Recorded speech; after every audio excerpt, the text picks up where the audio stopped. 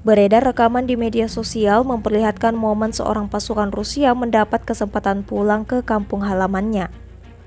Diketahui pasukan Rusia saat ini tengah berupaya berperang melawan militer Ukraina.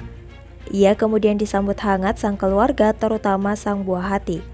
Rekamannya beredar di Telegram pada Rabu 16 Oktober 2024. Dalam keterangan unggahan disebutkan pasukan yang pulang dari garis depan bertemu dengan anak-anak di halaman.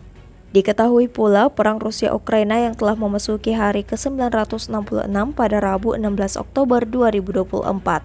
Pihak berwenang Ukraina telah memerintahkan evakuasi wajib kota Kupiansk di wilayah Kharkiv Timur Laut. Seruan itu didasarkan oleh kemajuan yang diciptakan pasukan Rusia di wilayah tersebut. Akibatnya, para pejabat mengaku menghadapi kesulitan menyediakan layanan selama musim dingin.